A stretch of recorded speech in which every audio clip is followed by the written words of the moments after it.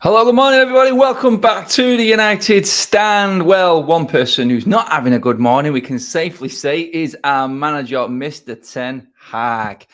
Apparently, he's furious. He's furious. The thumbnail says everything you need to know right now, but there's context to that Declan Rice story I want to get into. You're looking at it going, it's a nothing story.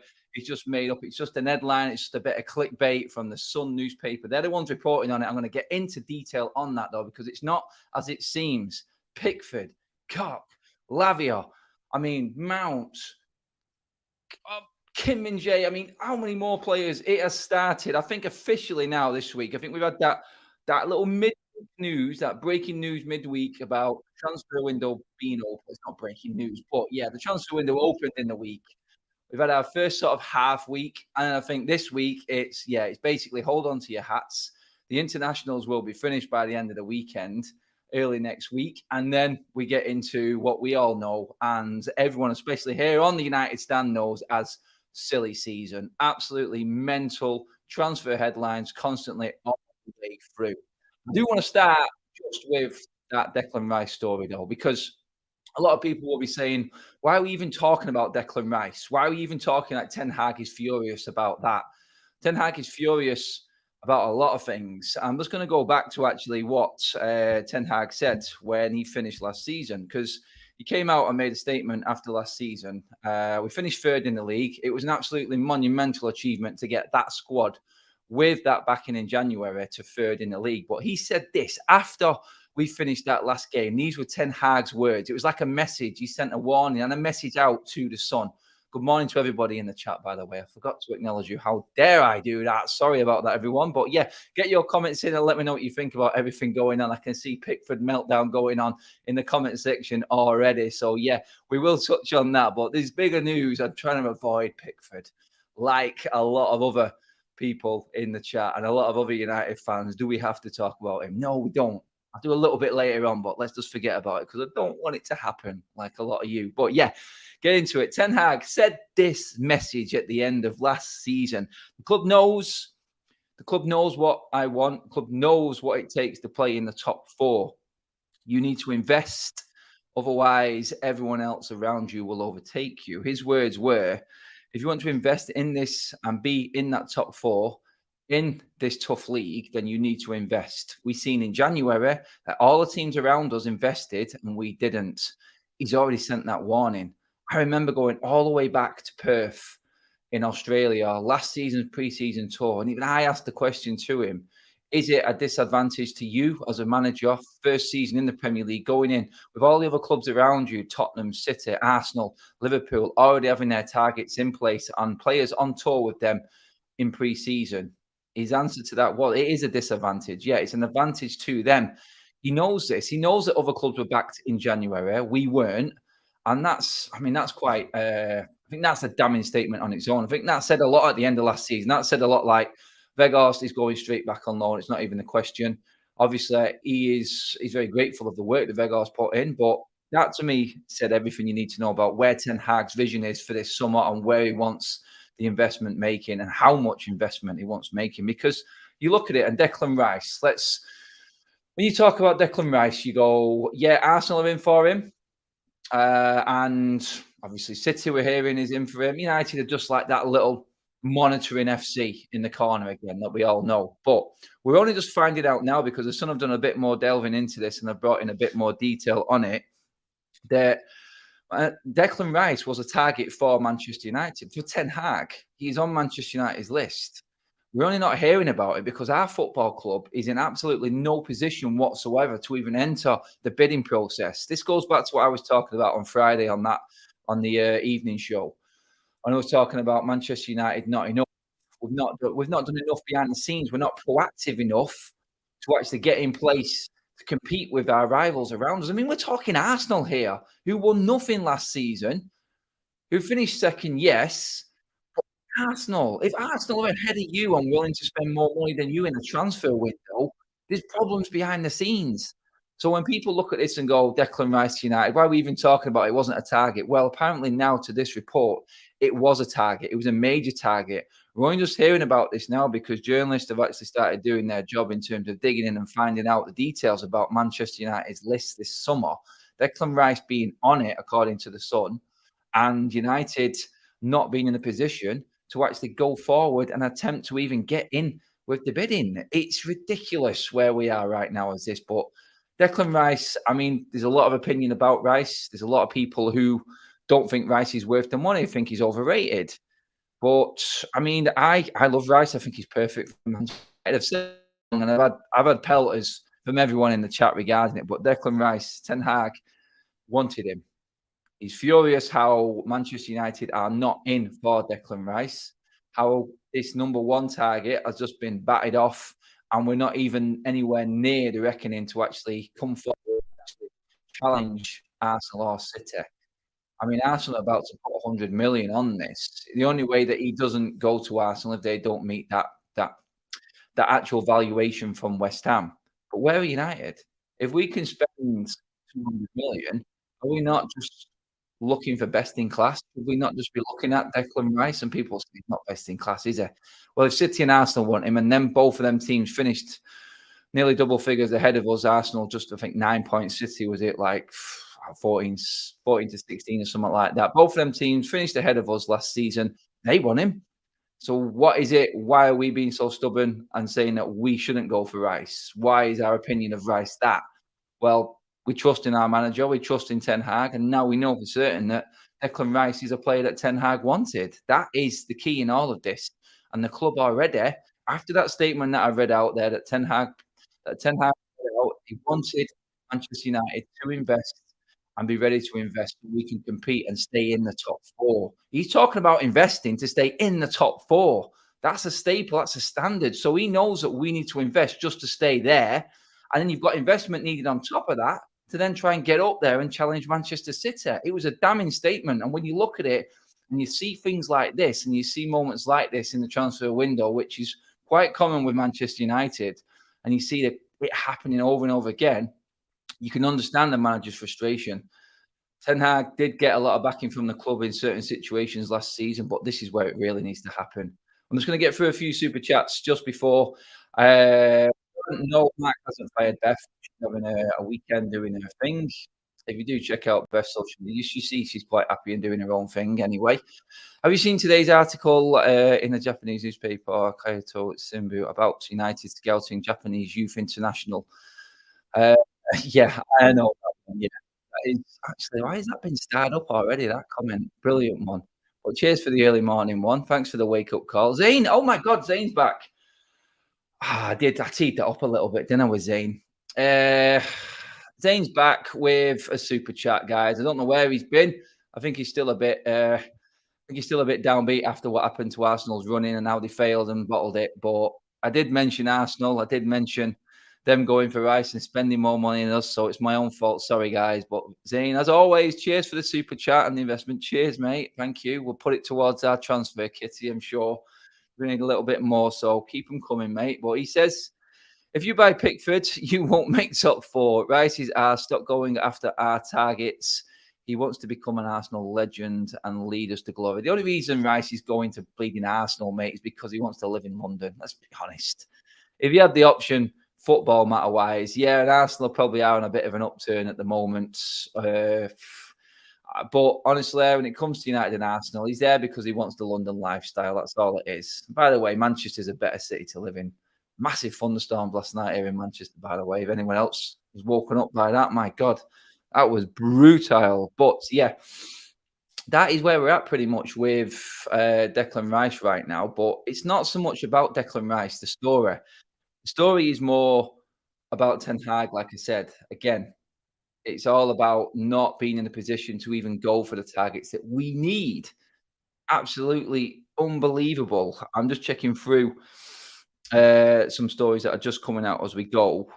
So a few more, and obviously we're just going to bring you everything that comes through. So a few more stories are coming out on this. Manchester United could offer players to West Ham for Declan Rice while they are financially in limbo. Harry Maguire and Wan-Bissaka are both possibilities to be involved. But West Ham will still want to clear 80 million and that is not available for Ten Hag right now. That pretty much says everything you need to know regarding Declan Rice and what is going on right now. I mean, targets, Mason Mount, I mean, we probably are gonna go back in for them. You'll see it on the United Stand Twitter feed right now, that, Chelsea are under pressure. I mean, Chelsea want Caicedo. We talked about this the other day, but Chelsea are under pressure now with Mason Mount to actually sell him and get the deal done before someone else comes in, and someone else comes in and takes their target. I mean, you look at it and you go, surely Manchester United uh, need to take note here. And it's transfer windows are awkward, aren't they? I mean, in this transfer window, it is a case of Manchester United are in a position where we have to be careful. We have to sort of beg, steal, and borrow to make things happen. Everyone else in the same boat. Obviously, the new amounts, new caps coming in on agents is coming in October. So we're expecting a lot more movement, a lot more players to be moved around. So we've got that as well. So I think it's going to be crazy. Teams, clubs can't really wait around. They can't. Chelsea can't wait much longer, I don't think, in terms of holding out for Mason Mount. They need to start moving very quickly. Obviously, we know that Kovacic is pretty much signed, sealed, and delivered to City, which is crazy, I thought. I mean, that's what Romano was reporting the other day. Mason Mount is obviously a Manchester United target. He's willing to wait, go on a free next season if it doesn't get done now, but Chelsea need to move Mount on. Mount will be gone very, very soon, I feel. And I don't think United have to hold out. I don't think they're going to have to deal with Chelsea holding out for a lot. I think it's Chelsea just bluffing on this one. I think it's going to come in around about that 50 to 55 million. It's still too much, in my opinion, but this is what we have to do. This is what Manchester United have to do when it comes to getting players over the line. It's the United tax. It's always there and it always will be. Zane, another super chat comes in and says, better restaurants in London and whether it is better. That's also why he wants to stay in London. Nah, I disagree, mate. I disagree. Overhyped again. And like a lot of your players, mate, yep, not worth as much as what people are making out. That's pretty much London in a nutshell, mate. Arsenal, innit? It's the full description. But yeah, cheers for the super, mate. As always, guys, let me know what you think about everything Declan Rice wise. I want to know what you think of Rice. Is he a player that you would bring in? I mean, he's the right sort of. I think he's the right sort of temperament for United. I think he is. I think he's that sort of player that could be a leader, could be a future captain of Manchester United as well. And a lot of people absolutely hating London. A horrendous place.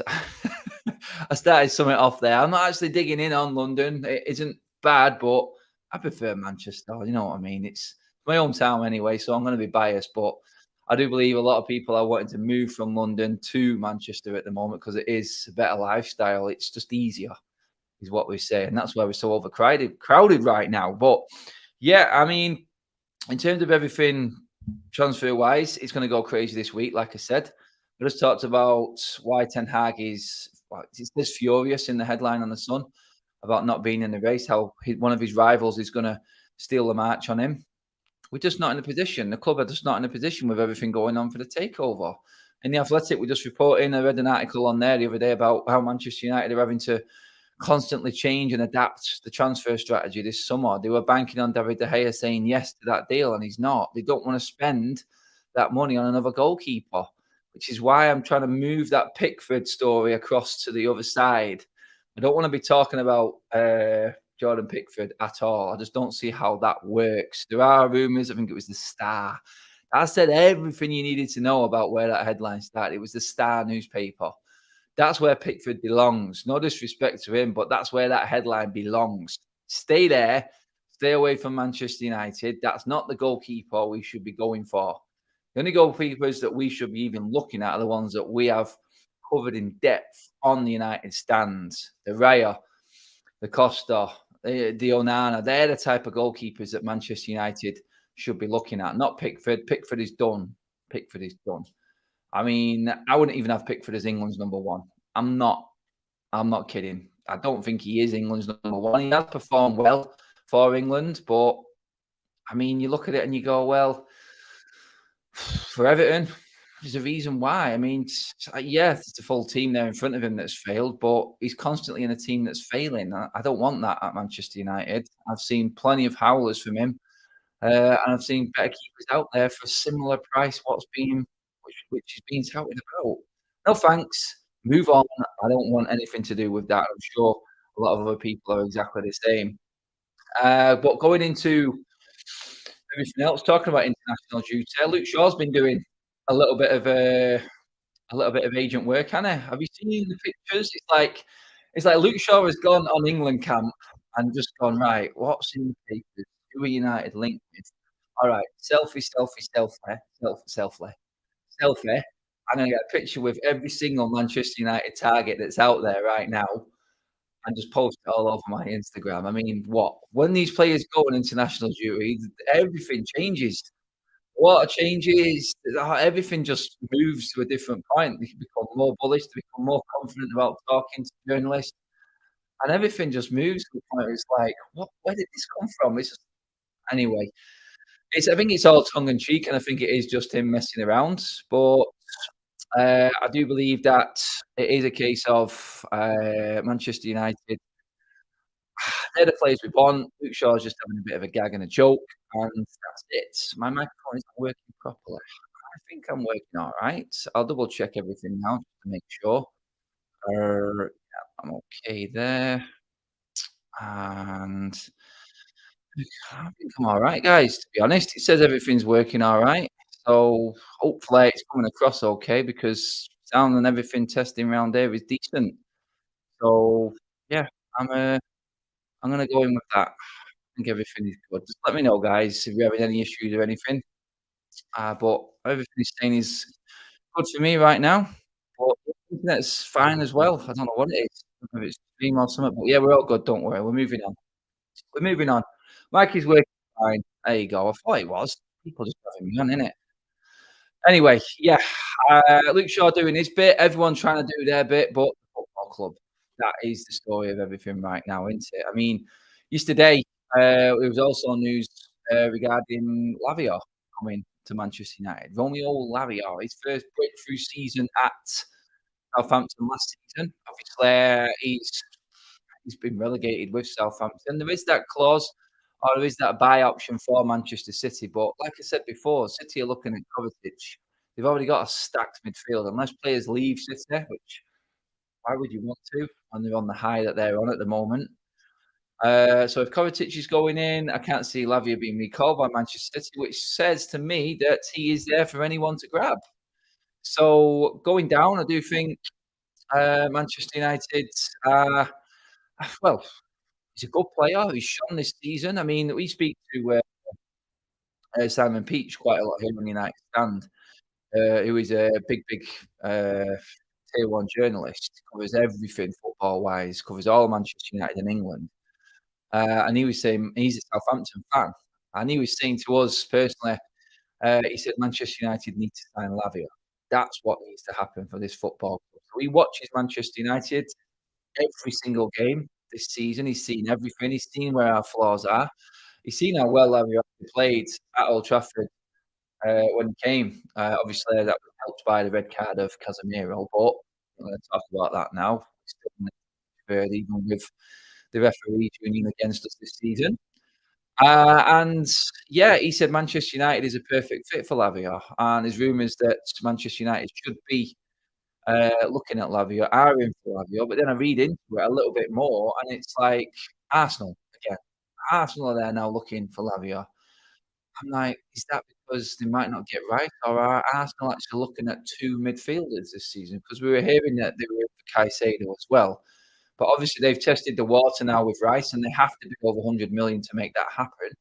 So Lavia is probably that mate weight worth around about 40 million. I think Arsenal need a striker, to be honest. I think they need a goal scorer. So for me, two midfielders for Arsenal. If Xhaka's leaving, I see why that's happening. But honestly, I do think that United need to just get proactive with this. And like it says at the top of this show, Ten Hag is furious. He's furious because everyone else is making moves and we're falling behind again. And I said this on Friday, I said, "It doesn't matter who takes over Manchester United, it's still not gonna affect anything on what's going on this summer and how Manchester United have fallen behind everyone around us already." This is it taking I'm not gonna call Mount a reject from Chelsea. I'm not gonna say that that is a bad signing, but Manchester United, I feel right now, should be backing Ten Hag. There should already be a plan in place, no matter who is coming in, no matter who is actually, I'm just looking at some headlines that are coming in right now. I'm just gonna bring everything that is coming. I mentioned Kim Min-jae right at the start of the show, but, if you do follow Fabrizio Romano on Twitter, everyone does, I'm sure you do. He's pretty much confirmed that Manchester United should now be looking at other centre-back options because it's almost here we go, signed, sealed, and delivered. I heard about Bayern Munich 2 days ago, and I'm at the weekend, and it looks like they're about to wrap up the deal for Kim Min-jae. That's what a proper football club and a club that's run well does. It gets its target, it gets the deal done, it gives the people that they're buying off no option whatsoever, it just acts like a big club. No £40 million bid for Mason Mount, who can't get in the team at Chelsea, just trying to test the water. They just go in, they go, "You, here, sign the paperwork, done, we wanna win the league." That's what Bayern do. That's pretty much what City do. It's what Real Madrid do. Every top team in every top league in Europe does exactly that. Will that come in when the new owners come in? Maybe. Maybe it will. But for United right now, and this is something else that I was reading into in terms of the Glazers and where United are at right now. It's our last summer with the Glazers having any say whatsoever. It's our last summer of Glazonomics, but it does now look like they are gonna still be in charge, and we know that the new ownership is gonna move on. Someone is gonna come in, but as it stands in terms of our transfer window right now, I think the Glazers and the reports coming out, I think it's the Express, I think Ben Jacobs has also talked about this. The Glazers could well be in charge of Manchester United come the start of the season, and that's why Manchester United fans are just it's you're just there, aren't you? There's that good news that they are gonna be gone, but they just had to give us that one last sting, didn't they? That one last bad taste in the mouth before he went, and that's where we're at with that. That's been reported by a few people. It was mainly by Ben Jacobs talking about just the process, the due diligence, everything that has to go down once the preferred bidder is announced. It does look now like nothing has been done behind the scenes in terms of the Premier League checks and stuff. They all just need to be done still. So that's gonna just drag it out a little bit, and it's gonna take us up to pretty much the back end of pre-season, starting the season. So every bit of plan that Manchester United have got for the window for Ten Hag is being done under Glazonomics, basically. That's where we're at with it. And the ever-changing plan of Ten Hag's transfer kitty, his transfer ideas, the investment he wants, constantly changing, and that is why we are where we are right now, looking at these stories, looking at Kim Min-jae going to Bayern Munich, looking at Declan Rice going to Arsenal, everyone going here, there, everywhere. You could even bring in Alexis McAllister going to Liverpool. Our rivals, every single one of them making moves. But like, I think it was Baz who said it the other day, monitoring FC. We're back. We're back with that. We're just looking at it. United are keeping tabs on the situation. United are just keeping an interest, and they've been told I've told the actual club that with that player that they want to be kept afloat of everything that's going on with that player. No, you don't wanna be kept in the know about what's going on. You're just trying to appease everybody, making it sound like you're doing something when really you're not. 'Cause big clubs do what Arsenal, what Bayern, what Real Madrid, what Barcelona, what everyone else is doing around us right now. So, yeah, super chat could always try, Donnarumma as goalkeeper. I don't think that one is gonna happen. That's cheers for the super chat, mate. Cheers for all the supers today as well, guys. Get your comments coming in. Let me know. There was one more there that I just needed to bring up. Yeah, I've seen that article again. I'm just going to put you up there so everyone can read it. Yeah, he sounds like a good one. I think I've got a model of him in the back there as well for one of the kids. So yeah, cheers. Thanks for the money. Brilliant stuff. Uh, we need to go for Timber. LinkedIn FC. LinkedIn FC. That's a beauty, that one. Sancho is a Manchester City reject. I think you're talking there regarding that Lavia news as well. I mean, Yeah, Leah's asking for Mount news. Well, the update on Mason Mount, if you are just joining the show right now, is that Chelsea are being put under more pressure to sell because they need to get their targets and they need their kitty and they need to balance their books. So Mason Mount, Chelsea are being pressured right now to make that deal happen. So United are just they're probably playing savvy, playing it a bit coy with that one. I think it will end up being around that 50 to 55 million mark. Qatar more important than the summer window. I mean, in the long run, in the bigger picture, everyone is happy because new owners are coming in. Obviously, if it is the Qataris, a lot of people are going to be a lot happier because this is Jim Radcliffe sort of setup and structure of that deal doesn't really fill anyone with any confidence about us moving on at all. Rabiot first signing for certain, I reckon. Do you rate him at all? I do rate Rabiot. I think he's a very, very good player. MDAV8, stupid chat. I do think Rabiot is a very good player, and you know what? People sniff at deals like this because it's a free transfer, and we should be spending money with United. Like I just said, I mean, I've fallen into this. I mean, United should be just going for their number one target. But sometimes a free deal, like Eriksen last season, you cannot ignore the quality.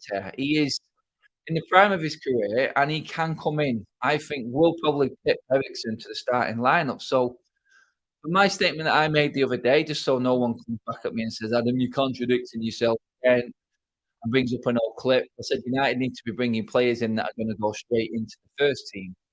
Rabiot probably does for me. For what's there right now, United's usual starting 11, that would be Eriksen, Bruno, and Casemiro. I think Rabiot replaces Eriksen. Just my opinion on that. You guys may differ, but he's got a better engine. I think he can last longer. I think he's stronger. I think he's got a few more feathers in his bow, to be honest. And I just think he's technically on a par, but strength, the way he can play on the wing as well, I just feel like he's got more. I think he's got more for us. I think he'll score more goals. He's had a bumper season for Juve. Let's not kid ourselves. And yeah, maybe putting himself in the window, people will say he's probably just outdone himself this time because he knows he's going for a free agent. He's going to get a big sign on fee, and he's just having a mega season. Well, yeah, you could say that, but what else is he going to do? Play crap? No. Rabiot, I do rate, and I think he would be a good buy. Rabiot comes with issues, says Paul Lucas. Yes, he does come with issues. But Sancho's come with an issue. Cristiano Ronaldo's come with an issue.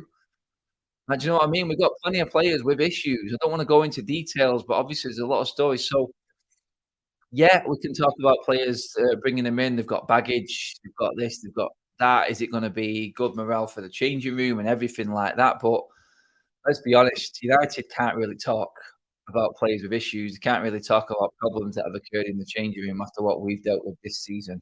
We really cannot.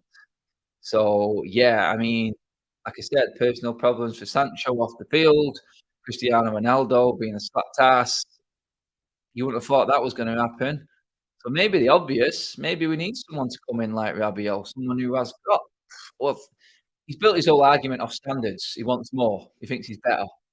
I mean, he's confident in himself, and he's shown this season that he can stick it with the best, especially in Serie A, whether you want to rate that league or not. They had two teams in the last four of the Champions League and one in the final, which run Manchester City very close. So let's not disregard the quality that Serie A is. Adrian Rabiot has performed very well in a very troublesome season for Juventus. So let's give the man credit and let's just see because someone will buy Rabiot. He will go to a top club, guaranteed that.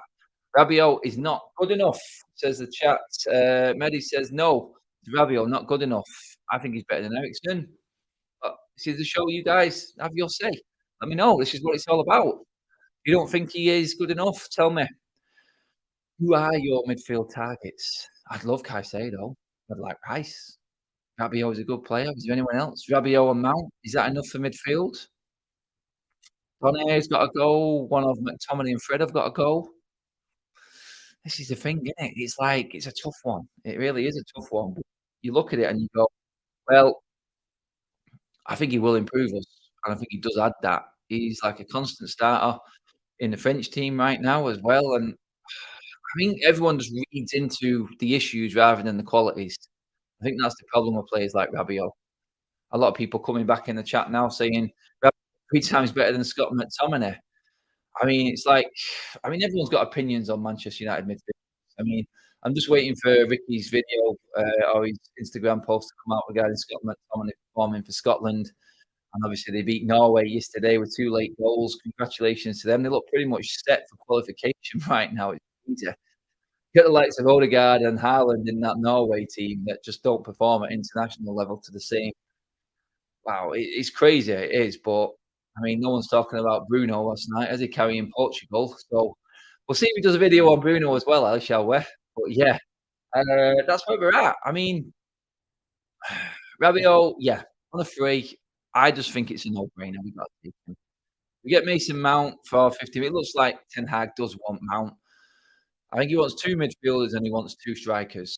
Now that's gonna move me on to, the striker part. I do think that and if you didn't watch Mark's video yesterday, just go back and watch it. He did a quick, 5-minute video yesterday on, Rasmus Højlund, the Atalanta striker. We know we're in for him. We know he isn't a finished article. And we know that reports came out and speculation came out with it about price being hiked up by Atalanta this week. It turned out to not be the case. We were told on here on the United Stand that that wasn't the case. They will do a deal. I mean, they've put that price up. It's like Mason Mount going, Chelsea going in at 70, United going at 40. You bring them in to the middle and you make that deal happen. So it's not going to be an 80 odd million signing for United. It'll be a lot of money for a potential. That's what you got to look at. United fan, he wants to come to Manchester United. He's already said that. So I think Manchester United can still make that deal happen. So when you look at it, 2 strikers, 2 forwards, Manchester United right now, we can't get Kane. Kane is off. Osimhen, too much. They're the top 2 strikers right now out there. You could say a few others. There is quite a few other strikers out there. But for me, you look at it and you go, Highland, yeah, good. Manchester United have to deal with Mason Greenwood as well. Let's not forget any of that. How is that going to come in quick enough to get Mbappe? Sorry, everybody. And for me, I look at it and I go, and I've just been doing the research and everything about who else we could bring in. And the obvious one, I mean, you look at it and you go,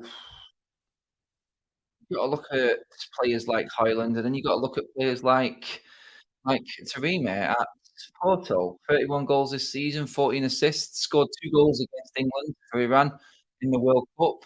A lot of the people writing up on him right now are trying to quote Ferdinand and saying he is an absolute must. It's not. It was just his quotes from the World Cup when he was commentating on the BBC. So believe everything that Real Ferdinand typed this player up. United need to sign him, but 31. Another striker, yeah, you're thinking, is it a make weight? But he's into his last year of his contract right now. So is it the right time to go for it? If you got Ireland and Atarimi from Porto, would that be good enough? What we've got there as well right now. I'm hearing that possibly, I think what was talking about Ahmad being used as a make weight on the Highland deal. I mean, United can be savvy, and like the Athletic said, United are having to beg, steal, and borrow pretty much. They're having to do things. You have to think outside the box, and you've got to use what assets you've got. You've got to use what tools you've got to make things happen. So, Ahmad, if he had to go back out on loan, I'd love to see him go out on the tour and see what he can do. I think he really would challenge Sancho and Anthony for that right-hand side. Might not. I might be proved wrong, but I'd love to see him on pre-season. But if we have to make something happen to bring in the player, the necessity, which is a centre forward, then got to do it. You just have to. It's need must right now for United. And if that had to happen, then make it happen. Simple as that. That's what you've got to do. Uh, I'm looking at, and people are asking me in the chat there regarding Porto striker Mehdi Tarime. I mean, I haven't seen him play a lot. I'm not going to lie. I know that he has performed well for Porto, and people will say Portuguese league, Adam. Let's just be careful with this one. He's 31. Probably get him for about 30 million because he's entering his last year of his deal. That's one tick. Yeah, 31, unproven. 2 probably crosses, I would say. 2 red flags. What, 13 million for a 31-year-old with that goal scoring record. Like I said, he's got a 1 in 2 record internationally as well, and he did score 2 against England in that World Cup. I keep saying it, that 6-2 game, them 2 goals he put away. He's a goal scorer in the words of Rio Ferdinand. He knows where the net is. As far as his quote goes, like I said a minute ago. But yeah, I mean, 5 goals in the Champions League though, that's nothing to be sniffed at. When you're performing in the Champions League, United are in this season, then you gotta look at it and you gotta take it seriously and go, "We're learning to think outside the box, and this is gonna be a Glazonomics transfer window, the last one goals with them. Have we got enough there to compete and stay in that top 4 and actually build a challenge with them 2 strikers?" It's not A-list, is it? It isn't. No matter how much I try and build up records, for Haaland, records for Karimi, I mean, good players, yes, very, very good players. Are they good enough players for Manchester United? That's the age-old question with everything when it comes to United and the signings coming in. It is. I mean, you can't get it right every single time. You can't find that gem. The question was gonna be asked about Martinez when he came in. Is he big enough? Is he good enough? He's played in the Eredivisie. We know that that league is a standard the Premier League is, and he's turned out to be one of our players of the season. So you just don't know. It can go the opposite way completely. We know this. Taremi is a very, very good finisher of the ball. I mean, you don't score 31 goals, you get 14 assists in a season. You can talk about it being Portuguese league, like I said, but 5 of them goals and 2 of them assists came in the pinnacle of European football in the Champions League, and we know how tough that was this season. So you've got to look at it and you've got to say, "Yeah, I feel like he is better than what we've got right now. He's better than Weghorst."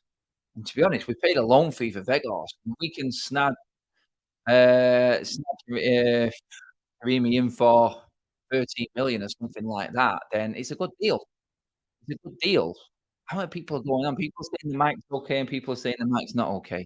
Mic's okay. Says it's okay anyway. It's working fine for me, so get on with it.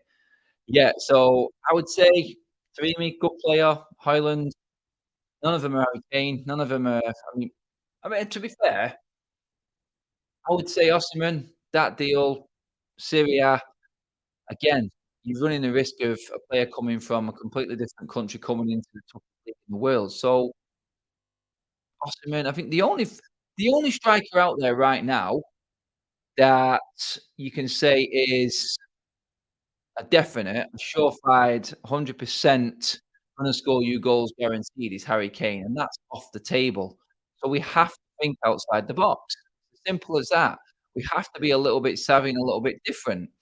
So if we are gonna get Haaland and we have to use Ahmad as part of the deal, it has to be done. If we have to look at a 31-year-old who's got a proven goal scoring record in the Champions League and in the Portuguese league, then you gotta look at it and go, "That's better than what we've got." He'd be better than Martial, yes, because he stays fit for a full season. That's the ult that's like that's the benchmark for Martial when you're competing with Martial. He can't stay fit for a full season, so we can't rely on him. So you look at it and you go, "Right, okay, Creamy is better, Haaland is better for that." So there's 2 upgrades straight away, and Weghorst is gone. So, yeah, you've got to say them deals are improving Manchester United. They are improving United, but there are better options out there we're just not in the position for because it's economics all the way through to the start of the season. Let's not forget, we are still playing with the shackles on and the transfer market, they are hampering us massively, massively. It really is, and I look at it and I can see past it because I know they're going. And the people asking me, I've seen a few comments coming through there saying, "Where are we up to with the takeover talk?" It is still where we're at. The Glazers are going to be announcing the preferred bidder very, very soon, but that doesn't mean that that happens straight away. That doesn't mean the Glazers are out the door that day. There is the due diligence, checks from the Premier League, everything has to be sorted. It is a massive, massive thing, so Manchester United fans just have to wait that little bit longer. There was rumours and reports that we might possibly be getting checks and everything done in the background, but apparently that's not the case. So, yeah, that has got to come yet, and that takes a little bit of time. So you look at it and you go, the Glazers in till start of the season, probably around that time, and about 4 or 5 weeks, possibly 6 it could take from the point of preferred bidder. We're all gonna be happy that the preferred bidder has been announced. We know who it is, and we can see the future going forward. But we still have to wait and see out this transfer window, which is really annoying because we are in a position where we should be competing with City, with Arsenal, Chelsea, Liverpool, Newcastle, these players that are spending big money. We should be challenging with them, but we can't. It's annoying, but hey, Glazers are gone after this one, and then we can really look forward. That's what you've got to take as a massive, massive positive. I do think it will be Qatar. I can see the questions. Leave Ferguson in with one there. I can definitely see Manchester United being owned by Sheikh Azim. I think that's the way it's going. Guys, get your comments in. Let me know what you think. Get some questions if you want before we finish up the show. I want to know. I cannot see us getting anyone decent, says the equaliser. We will never see Pellistri or Ahmad break through as Ten Hag wants to protect Antonet, who is not good enough so far. I mean, I think Anthony's had a decent season, but he is the number one choice. We've seen it when everyone's available, Anthony plays. I think his defensive work was superb. I don't think he gets enough praise for that. Uh, let's see. What's happening with Antoinette? No news. If there's no news from the club, we're not going to talk about it. It's clearly a story that's just drifted away at the moment. Maybe things are being checked. We're going to hear more on it. But yeah, let me know what keeper you guys want. I want to know about that. Anana, please, says Lexia VR. I want to know exactly what type of keeper you want. Is Anana a Nat style? Absolutely the keeper that we need, or do we need something a bit different? What about Marcus Thuram on a free to replace Martial? Again, that's from Stevie there. I mean, do you think Manchester United can get that deal done? Can we be proactive enough? You'd have thought, and I think obviously once the month ends, July 1st comes in, like we're hearing from Romano today, it's pretty much nailed on, agreement in place. Not gonna hear any definites until that 1st of July hits. So, like, free transfers that people on a free, when their contract ends on the 1st of July, I think we're gonna start seeing a lot of moving and shaking then. I think that's gonna be the key date for that one. So, is Taremi 13 off the tear? It's reported because he's in his last season of his contract, he's turning 31, that it will be between 13 and 15 million. If anyone paid more than that for a 31-year-old, you'd be worried, but it is desperation stakes right now. So, yeah. What's happening with De Gea? We're in the countdown. What is it, about 12 days now till this contract ends? I do not think that anything is gonna happen if it would have happened already for De Gea for me. Why would you not have signed that deal? Waiting. And I don't think we're gonna see De Gea. That's my opinion. Uh, let me see what else. Eriksen was free last year. I'm sure he came at the end of July. Yeah, I mean, Eriksen was making this. I think he was a extreme pace Eriksen, wasn't he? So yeah, I think he was just biding his time and seeing and weighing up his options. But if you listen to the interview after he did sign, I think United did do a lot of work with him. I think he was fully committed a few weeks before that. It just took a while to get everything signed, sealed, and delivered for Eriksen. So I think that's where he was at. Martial plus 40 million for Martinez from Inter Milan. I mean, can Martial be used as a make weight? We're being told that Martial is going out the door. He's not on the retain list. United want to sell him. Well, he is on the retain, but obviously that's just because of contract reasons, like Greenwood is. We have no idea what's going on there yet either. But you look at it and you go, Martial, can he be used as a make weight? Is there anyone in this squad that Manchester United can use to get a player over the line? That's what you've got to look at. I think there is. There's plenty of players there we can use. Like I said, we have to be crafty, we have to be savvy in this window and make things happen. So yeah, I do believe that we can get decent players in, but the problem we've got is we are still dealing with Glazonomics, Ed Woodward syndrome, and a lot of these players on these stupid wages are still going to hamper what we can do and what we can get for them and get them out of Manchester United. I think we're seeing now De Gea running his contract down and not being offered big money. That's the change in where the club wants to go.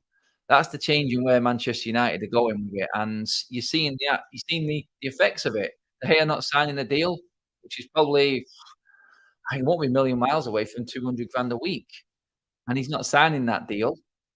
So I think you're getting the aftermath now of everything going on. I think changes are afoot. I think United are going to end up spending money because we have to get rid of players as well. We heard the story about what we had to spend to get rid of Harry Maguire. I mean, that's on its own. Uh, Let me just see now what else we've got. Sancho plus 100 million for Pickford. Yeah, that's a great deal. Let's have a laugh at the end of the show, shall we? Diogo Costa, please, as a goalkeeper. Choupo-Moting to United. Another one. Anthony news, please. No Anthony update at the moment. Not from what we've heard anyway. Let's see. Anana is not. He's not a good shot stopper, but his passing is very good. Costa is a good shot stopper and excellent passer. As a young, but he is inexperienced. I mean, David De Gea was inexperienced when he came to United. Do we go for that young goalkeeper, that new up and coming one like we have? Is that the way we go? Do we go for experience like we did before with Edwin van der Sar? He lasted long. I mean, goalkeepers can play till they're leading 40 odd. So you look at any goalkeeper in his 30s, it's an investment still. Onana or Costa, Adam? I like Onana. I like the way he played in that final. I like his confidence. I do like Costa as well. So yeah, I can't even pick. I would probably. I'm gonna absolutely splinterify myself here and go, I'm gonna trust Ten Hag on that one. So yeah, that's full on the fence. Baldy's best. Yes, it is. Right. Let me just check if there's any more red lines coming out. Uh, Let me just see. Bear with me, everyone. Is there anything else breaking while we're on air? Let's just check, make sure. I'm sure we'd have it all over the United stand if there was anything. Let me see. Not much. Oh, there's myself. Not much to report apart from Declan Rice and everything right now. Sunday papers can be a bit weird sometimes with what comes out. It's sort of news from the week that we already know, but it's for the Sunday papers. That's how it works. Certain interviews and press conferences have embargoes where everything comes out till Sunday. So it is very similar stuff. But the interesting one, and the one to take out of this was the Declan Rice one. And like I said at the start of the show, if people weren't listening to why we were talking about Declan Rice, people would just pass it off like we're not even in for him. Why are we using it as a headline? Why is it being used as a headline by the tabloids? It's because we found out more information that United are not in a position. Ten Hag wanted Rice, and that's why we're talking about it. The story isn't so much Rice, it's the fact that Manchester United are in no position to go for Declan Rice. It leads into a lot of other stories and subplots, like why Sheikh Yazim wanted to get the deal done as quick as possible, so he could give Ten Hag that opportunity to go for players possibly like Rice. Give him the confidence to go into the market and get the players he wants, to give him the best chance next season. That's where we're at right now, and that is the story. That's the main headline from this. Glazonomics to the start of the season. That's what we're looking at. So, yeah, and again, this isn't a crap mic. I don't know what's going on, why people are moaning. I really don't. But yeah, it's worked fine before, and some people say it's good, some people says it's not. But I think it's worked all right anyway, guys. But yeah, that pretty much sums up the video, guys. Those are your headlines. I will be here all day to bring you anything that does break. So stay tuned for that. Hit the subscribe button on the United Stand if you haven't done already. Do hit that bell notification button as well because you will need to be kept notified, and that will notify you when one of our videos comes out, when something does break. And I'm pretty certain it is gonna break very soon. There's loads to come out. But guys, that's it for now. Cheers for tuning in this morning. Hopefully you've had a decent weekend. Hopefully the rest of your Sunday goes well. Enjoy Father's Day to all you dads out there, myself being one. Hopefully you have a lovely day. Weather hopefully stays off, stays nice. And we will see you later on this afternoon, this evening, and into what I think is gonna be a pretty crazy week. But for now, guys, it's been a ball, pleasure.